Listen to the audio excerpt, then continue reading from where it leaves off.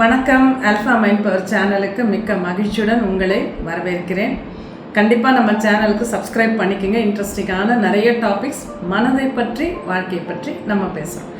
Okay, இப்போது இன்றைக்கி நம்ம பேச போகிறது இந்த ஜென்ஸி கிட்ஸுன்னு சொல்கிறோம் இல்லையா. அதாவது இந்த ஒரு 20லேருந்து 30 வயசுக்குள்ளே 30 வயசுக்குள்ளே அந்த அளவுக்கு இருக்கிறவங்கள அப்படி சொல்கிறாங்க. அவங்கள பற்றி சமீபத்தில் நிறைய டிஸ்கஷன்ஸ் வருது. யாரோட பேசினாலும் அவங்க வீட்டில் இருப்பாங்க ஜென்ஸி கிட்ஸ், இல்லை அவங்களுக்கு ஆஃபீஸில் இருப்பாங்க, அந்த மாதிரி நிறைய பேச்சு வருது.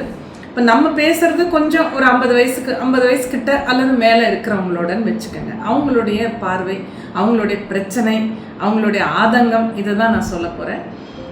இதில் பாசிட்டிவ் நெகட்டிவ் ரெண்டுமே இருக்குது. இது முக்கியமாக நான் ஏன் இதை பேசுகிறேன்னா, இப்போ சமீபத்தில் நம்ம ஆல்ஃபா சித்தர் ஒரு பெண், அவங்க ஒரு அலுவலகத்தில் ஒரு சூப்பர்வைசரி கேடரில் இருக்காங்க, ஒரு மேனேஜராக இருக்காங்க. அவங்க கீழே ஒரு டீம் ஒர்க் பண்ணுறாங்க. இப்போ அந்த டீமில் இருக்கிறவங்க அவங்க எல்லாம் ஃப்ரெஷர்ஸ், ஒரு 23, 22, 24 வயசு அந்த ரேஞ்சில் இருக்கிறவங்க. ஸோ அவங்க தான் அந்த ஜென்ஸி கிட்ஸுன்னு நம்ம சொல்கிறோம். இப்போ இவங்க எனக்கு ஒரு மெயில் போட்டிருந்தாங்க. என்னென்னா, குருஜி நீங்கள் எங்களுக்கு ஒரு அட்வைஸ் கொடுங்க, இந்த ஜென்ஸி கிட்ஸை எப்படி மேனேஜ் பண்ணுறது அப்படின்னு. நான் யோசனை பண்ணேன், இது என்ன இப்படி ஒரு கேள்வி கேட்குறாங்கன்னா, அவங்க சொல்கிறாங்க அவங்களுக்கு எதுவுமே டயத்துக்குள்ளே பண்ணணும்னு நினைக்க மாட்டேங்கிறாங்க, ஒரு பர்ஃபெக்டாக பண்ணணும்னு நினைக்க மாட்டேங்கிறாங்க. ஏதோ பண்ணி கொடுத்துட்றாங்க.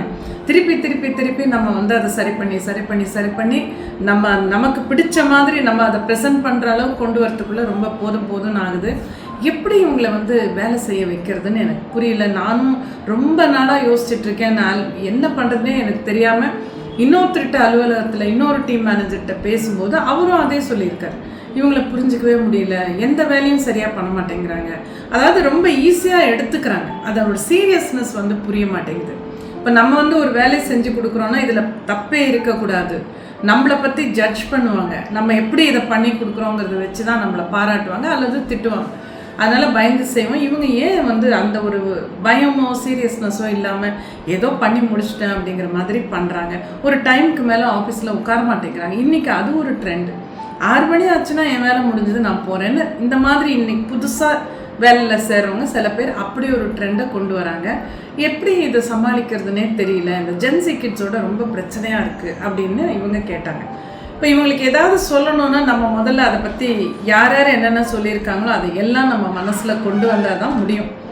இப்போ இதெல்லாம் பேசும்போது நான் வேறு சில பேரண்ட்ஸ் கிட்ட பேசுனது சொல்கிறேன். இதில் யூனிவர்சலாக பல பேர், இது 1-2 பேர் இல்லை, நான் பல பேர்கிட்ட ஜென்ரலாக பேசும்போது விசாரிப்பேன், உங்கள் வீட்டில் எப்படி இருக்காங்க பசங்க, என்ன பண்ணுறாங்கும் போது நிறைய பேர் சொல்கிறது, இந்த டீனேஜ் பசங்களும் சரி, இல்லை இந்த 20s இருக்கிற பசங்களும், பசங்க பொண்ணுங்க எல்லாமே அந்த சீக்கிரம் எழுந்துக்கிறதுங்கிறது வரமாட்டேங்குது. காலையில் எழுந்துக்கவே மாட்டேங்கிறாங்க. எல்லாமே 9, 10 மணி, 11 மணி, அதாவது லீவாக இருந்தால் 11 மணி 12 மணி, பிரேக்ஃபாஸ்ட்டுங்கிற கான்செப்டே கிடையாது. இந்த மாதிரி எழுந்த உடனே குளிக்கணும், எழுந்த உடனே சாமி கும்பிடணும், எவ்வளோ சொன்னாலும் வரல. கொஞ்ச நாள் முன்னாடி ஒரு தகப்பனார், அவரும் நம்ம ஆல்ஃபா சித்தர் தான், அவர் கவுன்சிலிங் எடுத்திருந்தார். அப்படியே ரொம்ப மனம் ஆதங்கத்தோடு சொல்கிறார், அம்மா நாங்கள்லாம் எவ்வளோ ஸ்லோகம் சொல்லுவோம், எவ்வளோ பிரார்த்தனைலாம் பண்ணுவோம், வீட்டில் எவ்வளோ பூஜை பண்ணுறோம், ரொம்ப நாங்கள் அதெல்லாம் தொட்டு இருக்கிற பழக்க வழக்கங்கள் எதையுமே விடாமல் பண்ணிக்கிட்டு இருக்கோம், நானும் சரி மனைவியும் சரி. ஆனால் அந்த 2 பெண்ணுங்க காலையில் எழுந்துக்க கூட மாட்டேங்கிறாங்க, என்னம்மா பண்ணுறது, ரொம்ப கஷ்டமாக இருக்குது அப்படின்னு அவர் வருத்தத்தோடு கேட்குறாரு. இந்த மாதிரி பல பேரண்ட்ஸ் அவங்க மேலே நிறைய குறை சொல்லுது. ஒரு ட்ரெஸ் பண்ணிக்கிறது, ஒரு அழகாக ஒரு பொண்ணாக இருக்கிறவங்க ஒரு அழகாக ஒரு பொட்டு வச்சுட்டு ட்ரெஸ் பண்ணிட்டு நல்ல ஒரு புடவை தான் கட்டணும்னு இல்லை, சுடிதார் போடலாம், எது வேணால் போடலாம், அதெல்லாம் இல்லாமல் எப்போ பார்த்தாலும் ஒரு முகத்தில் பொட்டு இல்லை, எதுவுமே இல்லை, ஒரு டிஷர்ட்டை போட்டு ஒரு பேண்ட்டை போட்டு இப்படி தான் சுற்றுறாங்க. என்ன பண்ணுறது? இது சில பேரண்ட்ஸுடைய குறை. பேரண்ட்ஸு பெரியவங்க எல்லாமே இப்படி எல்லாமே நிறைய குறை ஜென்ஸிஸ் பற்றி சொல்கிறாங்க. ஆனால் நான் வேறு சில இன்புட்ஸும் நிறைய நமக்கு வருது. இப்போ சமீபத்தில் நான் கேள்விப்பட்டது ஒன்று என்னென்னா, ஒரு ஹோட்டல் ஓனர் இன்னொருத்தர்கிட்ட சொன்னதாக அவங்க எங்கிட்ட சொன்னாங்க. ரொம்ப ஆச்சரியப்பட்டு சொன்னாங்க. என்னென்னா, அவர் ஒரு ரெஸ்டோபார் மாதிரி வச்சுருந்தார், ஈஸியாக இருக்குன்னு நினைக்கிறேன், அந்த பக்கம் எங்கேயோ சென்னைக்கு வெளியில்.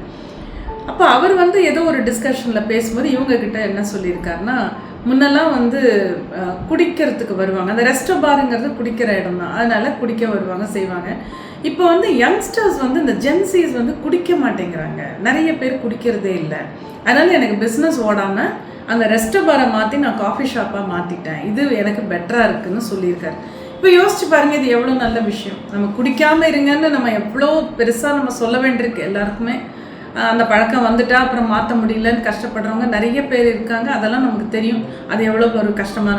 அதே சமயம் இன்றைக்கி சோஷியல் ட்ரிங்கிங்கிறதும் ஒரு பக்கம் ரொம்ப ஈஸியாக போயிட்டு தான் இருக்குது, இல்லைன்னு சொல்லலை.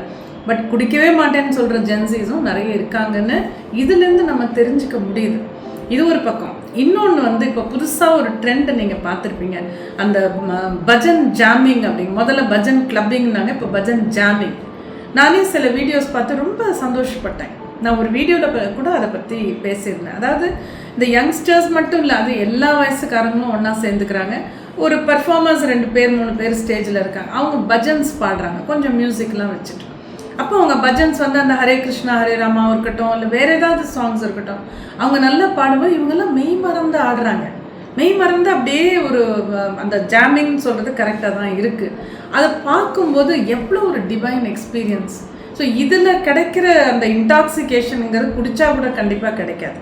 ஸோ இதை இன்றைக்கி நிறைய யங்ஸ்டர்ஸ் ஒரு ஸ்பிரிச்சுவாலிட்டின்னு நம்ம பார்க்குற விதம் வேறு, அவங்க இந்த மாதிரி ஆக்டிவிட்டீஸில் விரும்புகிறாங்களோ அப்படின்னு நமக்கு தோணுது. ஜென்ஸீஸை நம்ம குறைச்சி எடை போடுறோமோ அப்படின்னு எனக்கு தோணுது. அவங்களுடைய திங்கிங் வேறு மாதிரி இருக்குது, நம்மளால் முழுசாக புரிஞ்சிக்க முடியல. அதுதான் நான் பதிலாக இவங்களுக்கு போட்டேன். அந்த முதல் மெயில் சொன்னேன்ல, நம்ம இன்னும் கொஞ்சம் புரிஞ்சிக்கணும், அப்போ தான் நமக்கு இப்படி பண்ணால் கரெக்டாக இருக்கும்னு சொல்ல முடியும். இப்போ நமக்கு என்ன அவங்க மனசில் ஓடுதுங்கிறதும் தெரியல. அதே சமயம் இன்னொன்று பார்த்தீங்கன்னா, நான் ஜஸ்ட்டு இதை பற்றி யோசிக்கும்போது, இந்த வீடியோ பண்ணுறதுக்கு முன்னே பாயிண்ட்ஸ் எல்லாம் நான் ரெடி பண்ணும்போது யோசித்து பார்த்தேன். அந்த காலத்தில் நம்மலாம் எவ்வளோ பயந்து வாழ்வோம். அப்பா அம்மாட்ட கூட ஏதாவது சொல்கிறதுக்கு பயப்படுவோம். இன்றைக்கி இருக்கிற ஜென்ஸீஸ்க்கு அந்த பயம்லாம் கிடையாது. எதாக இருந்தாலும் அவங்க ஓப்பனாக சொல்லிடுறாங்க. ஒன்று சொல்லிடுறாங்க, இல்லையா பேசாமல் நகர்ந்து போயிடுறாங்க. இப்போ நம்ம ஜென்ஸீஸ் பற்றி பேசும்போது, இப்போ சமீபத்தில் தமிழ்நாட்டில் நடந்த எலெக்ஷன் பற்றி பாருங்களேன். நான் கூட முதல்ல பேசும்போது என்ன சொல்லுவேன், இப்போ விஜய் நமக்கு பிடிக்கும், அது ஒரு வேறு விஷயம். பட் அரசியல்னு வரும்போது இப்போ தானே வராரு, அவரையெல்லாம் புரிஞ்சுக்கட்டுமே, அப்புறமா சிஎம் ஆகட்டுமே, இப்படியெல்லாம் நம்ம யோசிச்சுட்டு இருந்தோம். ஆனால் ஜென்ஸீஸ் யோசிக்கல பாருங்கள். அவங்க கிளியராக இருந்தாங்க, நமக்கு ஒரு மாற்றம் வேண்டும் அப்படிங்கிறதுல ரொம்ப கிளியராக இருந்தாங்க. ஓட்டு போட்டாங்க, அவரும் வந்துட்டார், பிரமாதமாக பண்ணிக்கிட்டு இருக்காரு. ஸோ இதெல்லாம் நம்ம யோசித்து பார்க்கும்போது நமக்கெல்லாம் இருக்கிற கன்ஃபியூஷன் அவங்களுக்கு இல்லையோ, மேபி அவங்க இன்னும் கொஞ்சம் கிளாரிட்டியோடு இருக்காங்களோன்னு கூட நம்ம யோசிக்கலாம். கண்டிப்பாக யோசிக்கணும். அதனால தான் நான் யோசிக்கிறேன், இது கம்ப்ளீட்டாக ஒரு ஷிஃப்ட் வருது, ஒரு கான்ஷியஸ்னஸில் ஒரு ஷிஃப்ட் வருது. நம்ம எதெல்லாம் ரொம்ப நல்லது, இப்படி தான் இருக்கணும், இப்படி தான் செய்யணும், நம்ம நினச்ச சில விஷயங்களை அவங்க ஏற்றுக்காமல் இருக்கலாம். அவங்களுடைய சில பழக்க வழக்கங்களை நிச்சயமாக நம்மளால் ஏற்றுக்கொள்ள முடியாது. ஆனால் என்ன சொல்லி என்ன பண்ணி அவங்கள மாற்றலாம், திருத்தலாம் அப்படின்னு கேட்கும்போது அதுக்குண்டான பதில் யார்கிட்டையாவது இருந்தால் தயவு செஞ்சு சொல்லுங்கள், நானும் தெரிஞ்சுக்கிறேன். அதுதான் இப்போ நம்ம சொல்ல முடியுமே தவிர இதுதான் சொல்யூஷன்னு எதையுமே சொல்ல முடியல. பட் ஜென்ஸீஸ் நிறைய பாசிட்டிவ் விஷயங்கள் அவங்கள பற்றி இருக்குது. அதை நம்ம இன்னும் கொஞ்சம் உற்று பார்க்க வேண்டும், பார்த்து நம்மளும் புரிஞ்சுக்கணும். அதுக்கப்புறம் நம்ம ஒரு முடிவுக்கு வருவோம்.